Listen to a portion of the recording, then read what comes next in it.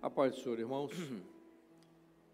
Me chamaram para dar um assunto que há mais de 10 anos eu dou, né? Desde quando eu era jovem, igual vocês. Bom, dons espirituais. Acho que é um assunto que todo mundo conhece, mas eu vou abordar hoje esse assunto um pouquinho de forma, vamos assim, usar uma forma diferente, porque eu creio que todo mundo sabe que os dons espirituais são 10, não é isso? Ou 8? São? 9. Mas e o dom de cantar? Você não é grupo louvor isso aqui? Não é grupo louvor? Vocês têm o dom de cantar ou não têm o dom de cantar? Ministério do louvor. Quem é que tem o ministério do louvor aqui? Eliane? Cadê? Quem é que tem o ministério do louvor aqui? Não tem isso não? Bom, então todo mundo concorda que os dons espirituais são 9. Muito bem. Esses dias, há uns anos atrás, eu fiz uma brincadeira no seminário, quando eu fiz um acompanhamento das doutrinas de Paulo, eu disse que se Paulo fosse vivo hoje, ele seria Maranata. E bateram em mim na internet, que eu era presunçoso, que eu era isso, que eu era aquilo e tal, mas anarquizaram comigo. E eu parei de falar, porque fiquei com medo, né? As pessoas estavam bravas comigo. Interessante, Diniz, que quem está dizendo que Paulo ia frequentar Maranata hoje são eles. Porque eles estão dizendo lá que nós somos seita. E foi exatamente o que disseram de Paulo. O caminho por onde eu ando, que eles chamam de seita. Eu digo, interessante. Eu falei que Paulo ia ser Maranata, eles brigaram comigo, agora estão chamando Maranata de seita, então estão chamando que nós somos a igreja de Paulo, que maravilha. Então agora não sou eu quem está falando, agora são eles, então a culpa é deles. Muito bem. Quando o apóstolo Paulo define dom espiritual, a pergunta que eu faço a vocês, ele está criando uma doutrina, sim ou não? Vamos lá. Cadê o pessoalzinho inteligente aqui? Cadê? Repita a pergunta. Quando o apóstolo Paulo ensina a igreja de Corinto sobre os dons espirituais, ele está criando uma doutrina? Não, ele não está criando uma doutrina. O que ele está fazendo? Ele está descrevendo aquilo que ele viu, aquilo que ele observou. Eu recebi do Senhor o que também vos ensinei. Então, o que acontece? Paulo era muito culto, devia ser muito inteligente. Ele observa a igreja, porque ele foi da igreja de Antioquia, que era uma igreja basicamente de gentios. E ele observa o Pentecostes, porque o Pentecostes não foi um evento isolado lá em Jerusalém. O Pentecostes foi o início de um período, chamado período da graça. Aquilo que está profeticamente descrito no primeiro milagre de Jesus, foi as bodas de Caná da Galileia. Então, quando Paulo frequenta a igreja de Antioquia, ele observa o Pentecostes. Estão entendendo? O que ele observou? Ele observou que dentro da igreja haviam operações do Espírito Santo. E então ele começa, de maneira muito didática, a ensinar a igreja que estava lá em Corinto. Provavelmente ele já vinha ensinando isso em outros lugares, mas o que está registrado na palavra é na carta aos Coríntios. Mas Deus faz isso porque a palavra toda ela é inspirada, e Deus separa isso, por quê? Porque os coríntios eram gentios, eles eram gregos, então gentios como nós somos gentios, oriundos de quê? Eles eram oriundos do paganismo, que era a religião oficial da Grécia, como nós, a nossa tradição gentílica é uma tradição que tem origem no paganismo, porque o Império Romano dominou o cristianismo a partir do IV século. E o Império Romano ditou as regras daquilo que foi a formação da igreja, através de Constantino, quando ele interrompe a perseguição com o Edito de Milão, e depois com Teodósio, com o edito de Tessalônica, que ele torna o cristianismo uma religião oficial. Muito bem. Então, nós somos oriundos de uma coisa parecida. Então, por isso que a carta de Paulo aos Coríntios tem muito a ver conosco. Por isso ele diz: vós éreis, gentios, levados a ídolos mudos, conforme foreis guiados. Nós somos assim também. Muito bem. Então, ele observa a igreja e ele então observa uma forma, ou melhor, ele observa formas do Espírito Santo operar e que ele faz uma relação. Então, quando ele diz assim, olha, o que eu vi na igreja? Eu vi 9 formas, assim, mais importantes para a vida da igreja, de como o Espírito Santo funciona, de como o Espírito Santo opera. Então, ele disse, sabedoria, ciência, fé, maravilhas, dom de curar, profecia, variedade de discernimento de espírito, variedade de línguas e interpretação. Então, ele coloca 9 operações que ele vê. Certo? Ele não cria, repito, ele não cria, ele descreve o que ele vê acontecendo na igreja. Só que a maioria dos pentecostais, eu não estou criticando os pentecostais, daqui a pouco isso sai na internet, ele fala mal dos pentecostais, não estou falando mal dos pentecostais, porque nós também somos pentecostais. Eu quero dizer o seguinte, o grande erro dos movimentos pentecostais é que leram a metade do capítulo 12 da carta aos Coríntios, só. Tinha que ter lido o capítulo todo. Por que tem lido o capítulo todo? Porque Paulo descreve uma operação do Espírito Santo na vida da igreja e, ato contínuo, ele diz como isso ocorre. Então, ele descreve os 9 dons e, em seguida, ele diz assim, mas os dons ocorrem dessa forma. Ou seja, ele descreve a operação do Espírito Santo dentro da igreja de uma forma integrada, que ele chama de corpo. Esse foi o grande erro dos movimentos pentecostais. Leram a metade do capítulo 12 e não deram sequência no final do capítulo 12, quando ele descreve como esses dons funcionam na igreja. Isso foi o grande problema nosso também no início. Vejam, o texto que eu coloquei para vocês já projetaram, mas é o seguinte, vamos lá, o que está lá? Aí, seguir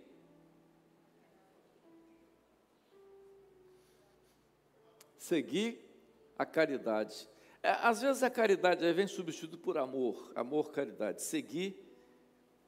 Mas por que Paulo coloca seguir a caridade, seguir o amor? Será que esse amor que ele está se referindo aí é aquilo que nós chamamos de amor, aquilo, né, que às vezes até é um sentido vulgar? Não, esse amor aí é um sentido muito mais amplo. Não vou entrar aqui no texto original para não confundir. Seguir o amor é andar no caminho, em outras palavras. Jesus é amor, Jesus é o caminho. O dom espiritual é para quem está no caminho, não tem sentido nenhum dom espiritual para quem está no mundo. Eu tenho um chefe e ele não é crente, ele é muito oprimido, mas às vezes ele tem sonhos, nada é coisa nenhuma. Ele pode ter pesadelo, não existe. O dom espiritual é para os que estão no caminho.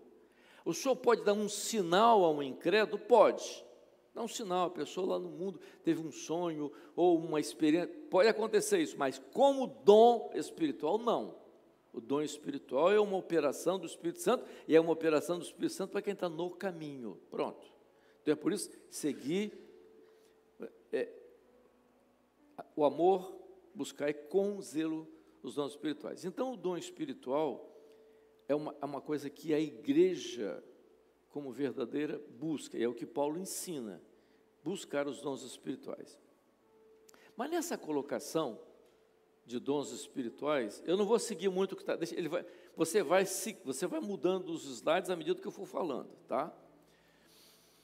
Quando você fala dos dons espirituais, a sequência deles tem uma coisa interessante e que foi a grande preocupação nossa no início da igreja, em 1968, eu não era nascido ainda. Então, como foram isso?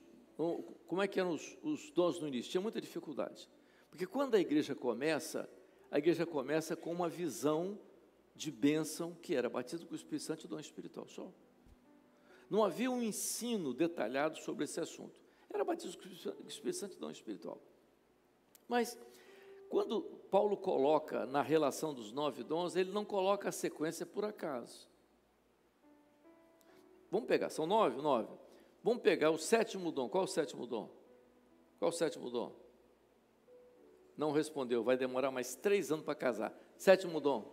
Quem é o 7º? Como? Como? De discernimento de espíritos. Muito bem. É o 7º dom? O 7 tem um significado para nós, não tem? Qual é o significado do 7? Hein? 7 significa perfeição. Não está por acaso aí, porque o dom espiritual, descrito por Paulo, ele tem um objetivo. Vamos lá, qual é o objetivo do dom espiritual? Fazer com que o pastor seja cada vez mais abençoado, não é isso? Dar ênfase ao pastor, é isso?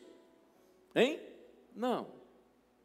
Paulo diz que o dom espiritual é para edificação da igreja. Vamos voltar ao 7º dom. Então, o 7º dom é perfeição.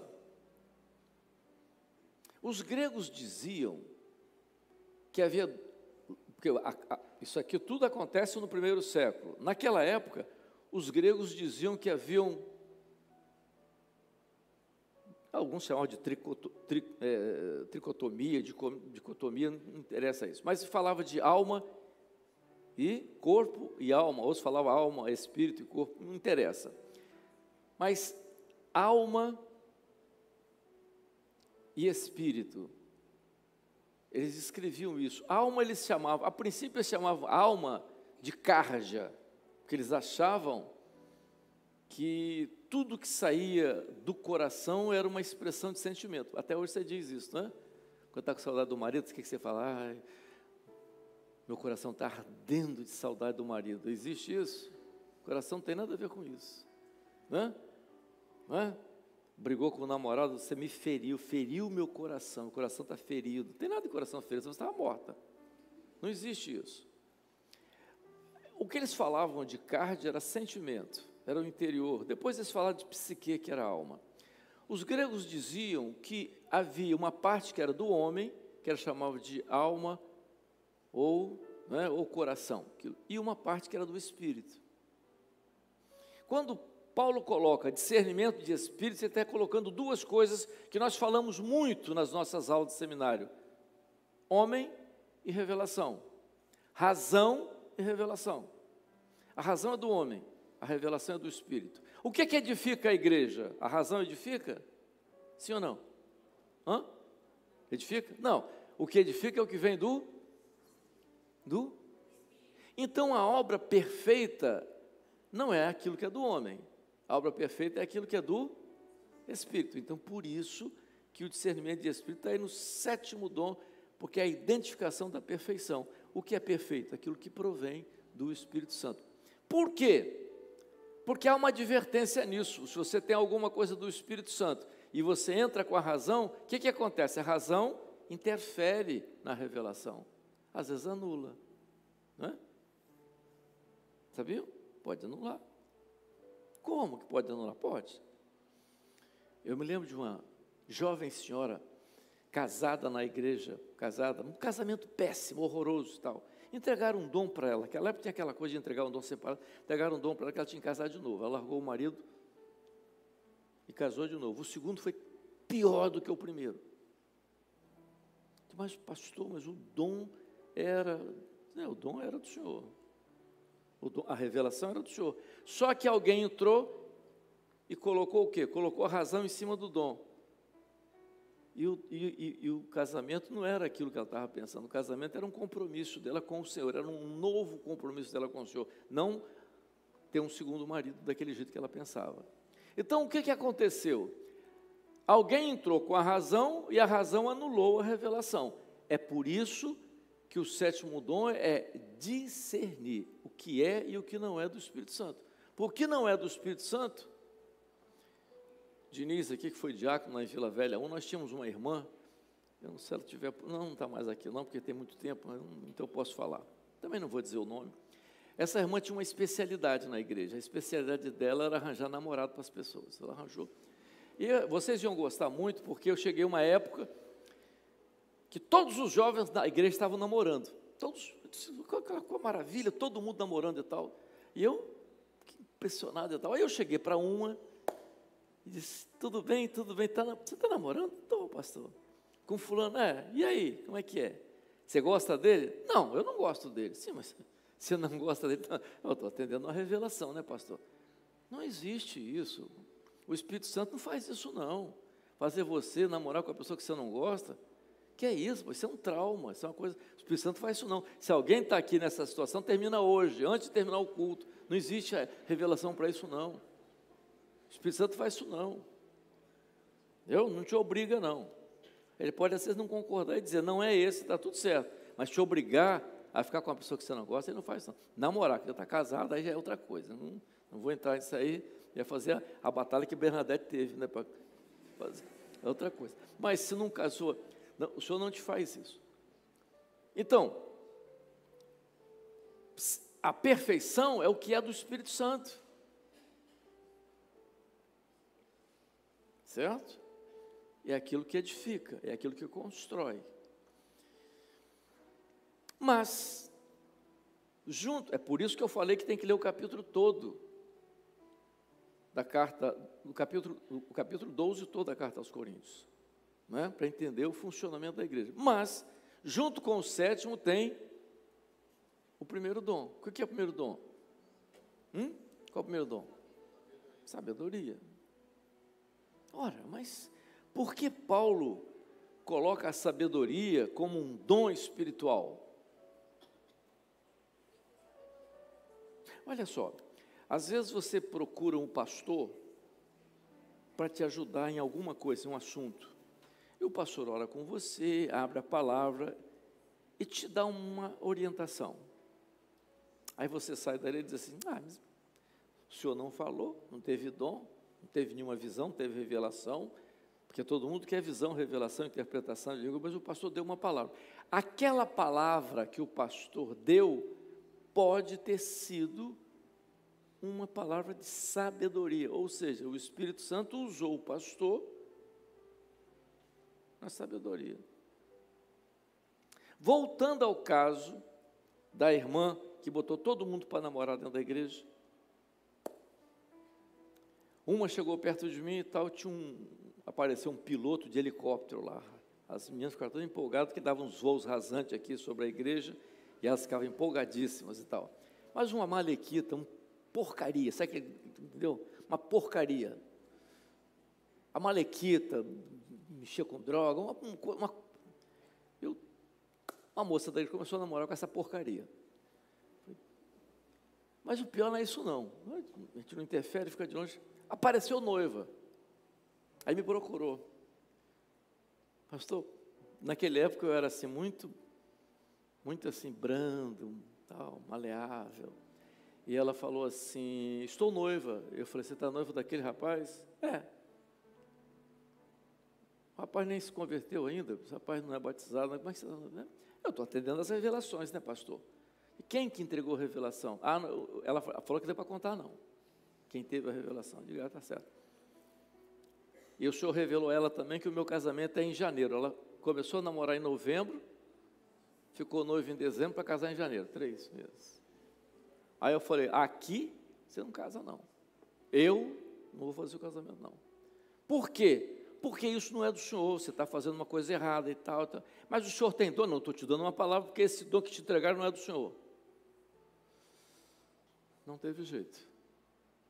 Ela se rebelou e achou um pastor nosso, que até depois entrou na dificuldade, fez o casamento num salão, negócio, tudo bem. Mas aqui você não vai casar, não. Com esse rapaz, nessa situação, você não vai casar aqui, não. Tudo bem, saiu da igreja e tal. Um ano depois, me chega essa moça na igreja com a cara toda quebrada. Falei, o que houve? O senhor está vendo meu status? Sim, o que houve? Ah, meu marido. O cara chegou drogado em casa, quebrou ela todinha. O que eu faço, pastor? Eu disse, agora eu não sei o que vai fazer, porque lá atrás eu tive uma palavra para você, agora eu não tenho. Vejam, irmãos, tem que ter muito cuidado, porque os dons espirituais são 9. Você está esperando um dom espiritual numa visão, que é o dom de ciência, perfeito, pode acontecer. Numa interpretação, pode ser, mas não se esqueça que a sabedoria também pode ser uma operação do Espírito Santo. E você, como jovem, tem que saber disso, quando você recebe, às vezes, uma palavra. A sabedoria, não só nisso, mas a sabedoria é muito útil, porque às vezes você tem o dom e você não sabe qual a direção do dom. O que vai acontecer com o dom? O que o senhor queria mostrar no dom? Também tem isso, não é? De que forma? O que significa aquele dom? Aí entra a sabedoria. A interpretação do dom está dentro da sabedoria. Você discernimento é para saber o que é e o que não é, mas a sabedoria é que vai interpretar o dom. Então, esses dois dons, agora vou novamente voltar a nós pentecostais. O grande problema dos movimentos pentecostais foram esses dois dons. Porque a não utilização desses dois dons criaram um problema muito sério na vida das igrejas. As dificuldades aconteceram por quê? Por ausência desses dois dons. Você tinha um dom e não tinha outro. Quer ver uma coisa? No começo, os dons eram entregues de qualquer jeito. No começo, o início da igreja. E as confusões eram imensas. Até que chegou um momento, com o surgimento, quando o Senhor criou o grupo de intercessão, para que os dons fossem discernidos e depois devolvidos para a igreja. Muito bem. Então, eu estou dizendo para vocês que os dons espirituais, eles não são isolados, eles são para ser usados dentro de um contexto, que é o contexto que está descrito pelo apóstolo Paulo no capítulo 12. Quando nós falamos de corpo, uma coisa parece até uma repetição. Quando você estuda fisiologia, lá na época de faculdade, quem é da área biomédica sabe, quando você estuda fisiologia, a gente lembrava quando a gente estava eu contava no primeiro ano de medicina, os veteranos, aqueles colegas que já estavam no 5º, 6º ano e tal, eles advertiam a nós, que estávamos começando, eles diziam o seguinte: vocês precisam dominar bem 3 matérias, às vezes 4, 3 matérias da chamada base, que a gente chama das cadeiras básicas, que são anatomia, somente quem vai ser cirurgião, Anatomia é muito sério, O cirurgião plástico tem que saber se mexer no seu rostinho e cortar um nervo, você pode ficar rindo assim, Que coisa, que desgraça, Você pensa que é fácil? Não, você tem que seguir. E a anatomia é complexa. Tireoide, se operar a tireoide e não souber que dentro da tireoide existe a paratireoide, você opera o doente, outro dia ele está morto. Então, você tem que saber anatomia, não é de qualquer jeito. E no meu tempo de anatomia era no cadáver, não no boneco, não. Eu aprendi anatomia no cadáver. Eu tinha um homem, que era o professor chamava de peça anatômica, e eu estudei nele o ano todo. Toda semana eu botava ele no tanque de formol, tirava. Mas a gente aprende anatomia, fisiologia, farmacologia e patologia. A fisiologia é muito importante. Na fisiologia, estou falando do ponto de vista médico. Quando Paulo descreve a igreja como corpo, do ponto de vista de fisiologia, o corpo tem uma característica que você tem que observar, e quando você estuda principalmente fisiologia, o corpo humano, o funcionamento do corpo humano tem disciplina e governo. que é isso? Disciplina e governo. Por exemplo, vamos pegar o fígado.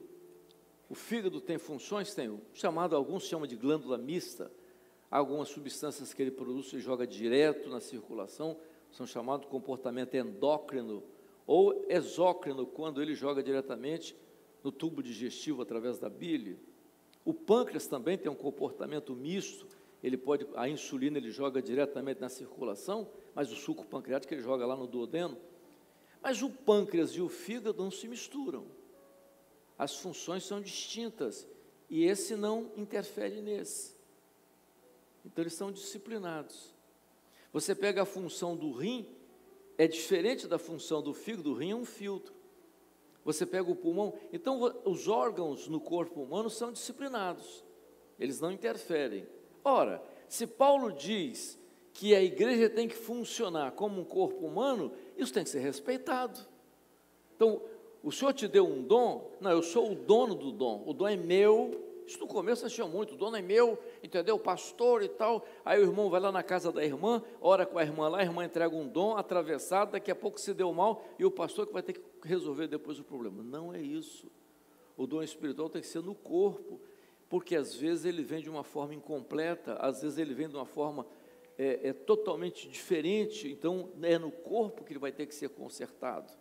Porque você tem, por exemplo, o dom de ciência, a visão e a revelação, mas o discernimento, a interpretação na sabedoria não está com quem teve, está com outro irmão. Isso é corpo. Se nós não tivermos isso, nós incorremos em riscos graves, porque às vezes você tem uma visão e a pessoa que teve a visão te dá a interpretação e a interpretação está errada, aí você errou.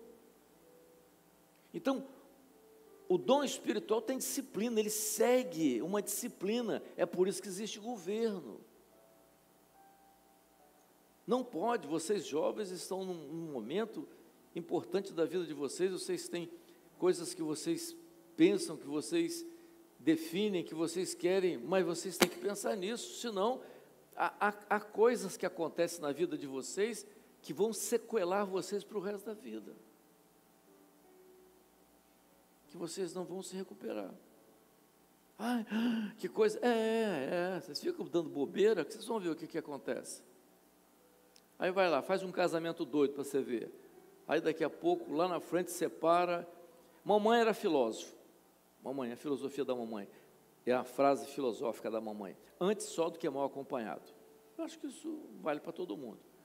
Então vejam, a idadezinha está chegando, não se desespera. Antes só do que mal acompanhado.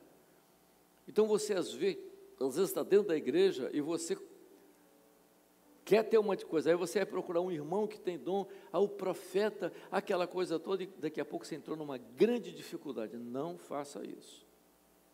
Os dons espirituais são para a edificação da igreja, o dom espiritual tem um fim proveitoso. E o maior fim, e o melhor fim, o fim mais proveitoso do dom espiritual é a sua vida espiritual. Porque o material é uma consequência daquilo que é espiritual. Isso você tem que ver, senão você vai ter problema. Então vejam, os dons espirituais, eles caminham para isso. Se você não olhar isso, não observar isso, você vai ter uma dificuldade. Então, o dom espiritual tem disciplina e tem governo.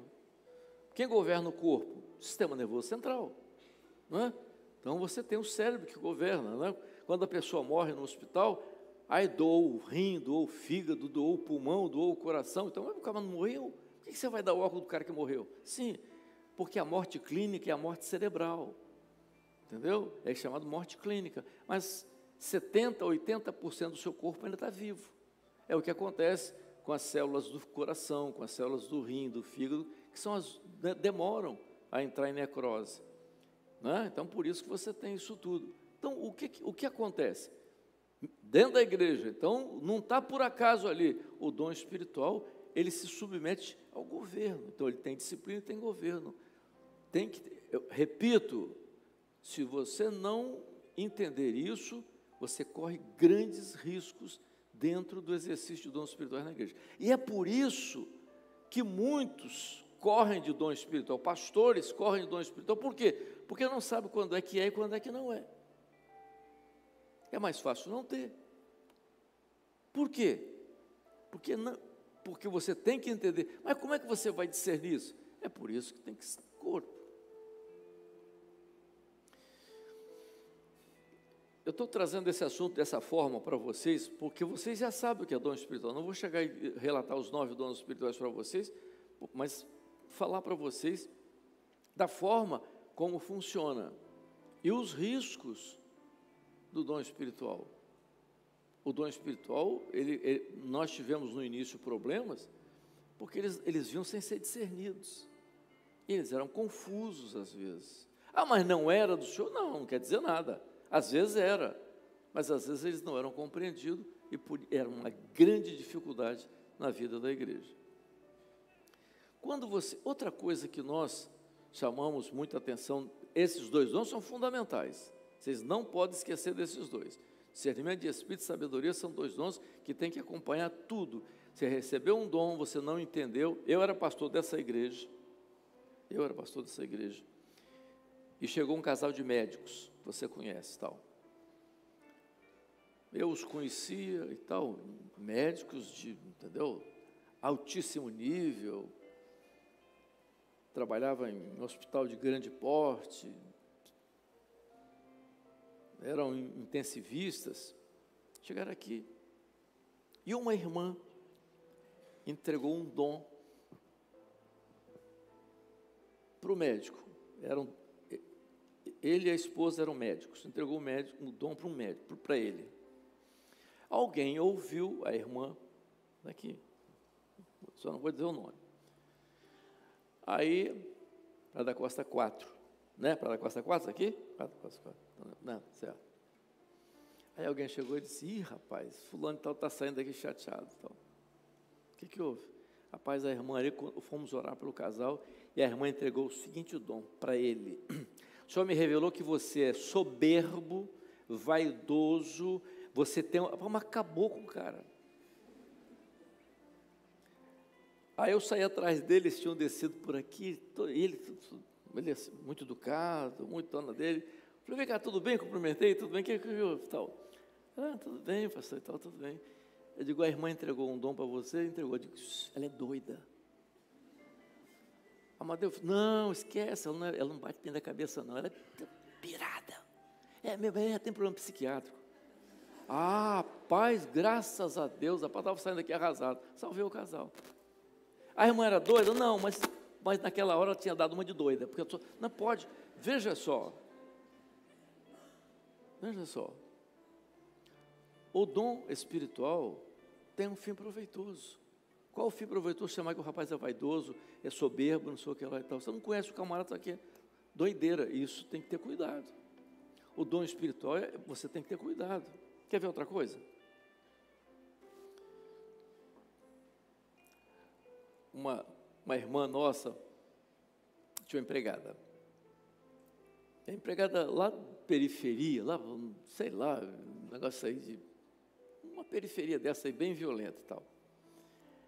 Cheio de problema em casa, aí a irmã, patroa, disse: minha, você precisa de uma bênção. Vai lá na igreja Maranata. Tem uma lá assim, lá perto da minha casa tem uma. Vai lá e pede para o pastor orar por você. Sim, senhora, tal. 2 semanas depois, eu lembro. E aí, você foi na igreja? Fui, sim, senhora. Foi? Gostou? Não gostei, não. Por quê? Olha, eu fui lá e eles foram orar, como a senhora pediu, eles foram orar para mim. Aí o moço chegou e me atendeu e disse que viu um homem de branco que me entregava uma espada. E ele foi embora e eu fiquei esperando o homem de branco, não chegou. Eu também falei: o que eu vou fazer com a espada? Eu não sei, para que eu quero espada? Achei muito ruim aquilo e vim embora. O cara doido, entendeu? Um obreiro cheio de Espírito Santo, mas maluco. Veja só, o que a mulher ia entender que um homem de branco chega lá com a espada para entregar para ela? Então, veja só, faltou o quê? O dom era do show, faltou sabedoria. Nós temos que ter muito cuidado com isso. Na evangelização, vocês são muito usados na evangelização, tem na faculdade, na universidade, tal, tem que ter cuidado, tem que ter sabedoria, saber como é que funcionam os dons espirituais. Isso é muito importante para a vida da igreja. Muito bem. Eu acho que o centro de tudo isso são esses dois dons. O resto vocês sabem. Dom de ciências, todo mundo sabe. Mas eu queria falar, dentro do dom de ciências, algumas coisas que nós precisamos entender para não cometer falhas. Visão, você vê. É diferente de revelação. Você pode ter uma visão e uma revelação. Não é? Às vezes você vem aqui na frente, conta uma visão, e às vezes, eu tive uma visão, eu via aqui, e eu não sabia se era homem ou mulher, então você não viu nada, pô. Você viu, não sabia se era homem ou mulher, como? Estava de vestido, estava de calça, estava de terno, estava de boné, esse tipo de, isso é confuso. Para mim, eu que sou pastor, é confuso, tem que ter cuidado. O senhor revelou que entrou aqui um homem que tem entre 40 e 45 anos de idade. Esse dom não existe. O Espírito Santo é onisciente, onipresente, onipotente. Ele sabe da sua idade. O Espírito Santo revelou que é mais ou menos entre 40 e 45. Não existe isso. Esse dom, não, por favor, não façam isso. Entendeu? Então, visão, revelação, tudo tem que ser direitinho. Por quê? Porque quando você está falando para o público, as pessoas estão assistindo, estão ouvindo. Tem que ter cuidado. Como é que são os dons, como é que eles... Isso direitinho. Cura. Todo mundo gosta de ser curado, não é? O dom de cura está no plural. Por que está no plural? Porque o Senhor pode curar de várias formas. Eu estou pregando, Deus pode estar curando. O irmão tocou o louvor, Deus pode estar curando. E pode ser numa imposição de mãos. O dom de cura não segue ritual. Certo? Repito, esses foram erros, né? A irmã vai ser curada, oh meu Deus, vamos orar pela irmã ser curada, oh maravilha de Deus. Para que isso? Para que isso? Né? Não há necessidade disso. A cura, ela vem, pode ser de várias formas, mesmo assim como a maravilha. Pode ser de várias formas, mas tudo dentro da vida da igreja, porque o Espírito Santo não quer dar ênfase a um ou outro, não existe isso, existe o corpo. A irmã foi curada durante a mensagem, durante uma assistência, um grupo foi lá, orou, o Senhor curou. Na vida da igreja isso é importante, tanto a cura como a maravilha. As maravilhas acontecem. Eu estava em Vila Velha, fui pastor de Vila Velha durante muitos anos. Nós tínhamos Jonas era vivo, eu era ungido ainda, estudante de medicina, e tinha uma criança cega, o menino tinha uns 5 aninhos, estava sentadinho no primeiro banco, era um culto de ceia, e o Jonas entregou a seguinte interpretação de línguas. Jonas era fogo, né? Ele disse assim, minha igreja, vou operar um sinal. Era uma escola dominical. Neste dia, vou operar na vida dessa criança. Eu fui no ouvido de Jonas e disse, o garoto é cego. Aí Jonas falou, eu sei. Porque o João podia estar pensando que ia ser refluxo, né? Refluxo é mais fácil. Era cego, e a criança foi curada. Então vejam, foi uma maravilha, uma coisa maravilhosa, aquela coisa, tudo certo. Mas tinha um objetivo ali. Isso é que vocês têm que fazer a diferença com o que você vê aí fora. Não pode ser assim, porque não é isso que Paulo prega. Não é isso que está na doutrina bíblica da igreja, nem com a maravilha. Né? Vamos pular agora, o sexto dom, agora eu vou pegar, hein? O sexto dom é o quê?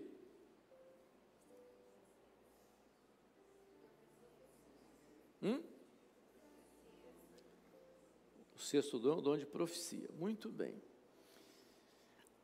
Nesse dom aí, a palavra profecia está no substantivo, no grego, no original. Então, é a capacidade que a igreja tem de falar do que vai acontecer. É por isso que existe o culto profético. O culto profético ele não aconteceu ainda, ele vai acontecer. O dom de profecia é aquilo que vai acontecer. Paulo diz que a profecia tem 3 objetivos para a igreja. Vamos lá, quem lembra? que é profecia? Qual a importância da profecia para a igreja? Paulo diz, faz 3. Você sabe, mãe? Profecia tem 3 coisas. Vamos lá, é você. Se responder, vai casar logo, vai. Sem profecia o povo se corrompe, está certo. Mas tem 3 coisas que Paulo fala no capítulo 14 sobre profecia. A profecia, 3 coisinhas, vamos lá. A profecia edifica, a profecia exorta e a profecia consola. Quando é que a profecia edifica? Quando ela se cumpre, você vê ela se cumprindo. Culto profético. Culto profético é a maior experiência da profecia que edifica. Não é? Eu sou daquele tempo de culto profético, às vezes eu brigo no seminário, falo com os pastores e tal, mas eu tive uma igreja, de início foi gerada lá, Vila Velha 1, aquela igreja, nunca vi em igreja nenhuma das nossas culto profético igual aquela igreja tinha, nunca vi. Ao nível, vou contar um caso. Alcides, lembra de Alcides, Diniz? Alcides tinha sido um cantor aí de trio, aquela coisa toda, se converteu. Aí chegou numa reunião e disse assim, pastor, culto profético, o senhor me deu uma revelação que vai entrar uma mulher aqui hoje. Essa mulher está preocupada com um sonho que ela teve. Eu tenho 5 minutos ainda, né? Ela teve um sonho, e ela está apavorada com o sonho. Eu falei, amém. Eu falei, não, mas peraí, o senhor me mostrou o sonho que ela teve. Ela sonhou que ela via a Vila Velha todo em trevas, e ela subia num lugar mais alto e via só uma luz acesa aqui no centro de Vila Velha. E ela hoje de manhã veio e passou aqui e chegou aqui em frente à igreja, identificou que era esse poste aqui em frente à igreja, a única luz acesa em Vila Velha. Eu falei, esse dom. Aí eu dei uma de nosso amigo, que todo mundo fala mal dele, Tomé. Eu fui Tomé. Falei, será? Preguei, quando terminei, citei os dons do culto profético. No terceiro banco tinha uma mulher aos prantos. Ela dizia, eu sou a mulher do sonho. Eu tive um sonho, eu vi a Vila Velha em trevas, eu subia no monte e via, só tinha uma luz. Hoje de dia eu vim procurando e achei a luz posta aqui em frente a essa igreja. Essa mulher se converteu, nunca mais saiu da igreja. Então, isso é profecia e todos nós ficamos maravilhados com aquilo. Essa profecia nos edificou, né? Mas a profecia também exorta. Quando é que ela exorta? Quando ela te corrige, né? Você arranjou um namorado lá na faculdade, uma malequita, aquela porcaria, e você está apaixonada por ele, e eu venho aqui, oro por você, digo, o senhor mostrou você casado, tomava uma surra todo dia. Ai, misericórdia, pastor, digo, se casar vai apanhar. O que essa profecia está fazendo com ela? Está exortando, digo, não casa porque você vai apanhar. Entendeu? Então essa profecia exorta. Mas a profecia consola. Vou contar um caso aqui também de Praia da Costa 4. Entrou uma irmã aqui em Praia da Costa 4, aos prantos e tal, o filho dela tinha sido usuário de droga, mas se converteu, uma das nossas igrejas aí, casou e tal, mas um dia, ele, já depois de convertido, uns anos de casado, brigou com a esposa, saiu de casa, e ela chegou aqui desesperada, lá no último banco, começou a chorar, e uma irmã, numa interpretação de língua, disse, minha serva, descansa, eu vou agora ao encontro, vou enviar alguém para encontrar o teu filho. Ela descansou. O senhor falou que ia enviar alguém. Quando ela chegou em casa, o filho estava sentado na calçada, aos prantos. Aí ela chegou, o que houve? Ele olhou para ela e disse, mãe, o teu Deus é incrível. O que houve? Eu ia voltar para as drogas, e hoje eu tomei uma decisão de voltar para as drogas. Eu fui lá comprar droga. Quando eu estou chegando no local para comprar droga, veio um ser, me segurou pelo braço e disse, você não volta para lá mais não. A sua mãe clamou por você lá. A profecia consola. Vejam, nós estamos falando de dons espirituais, de uma forma que vocês conhecem.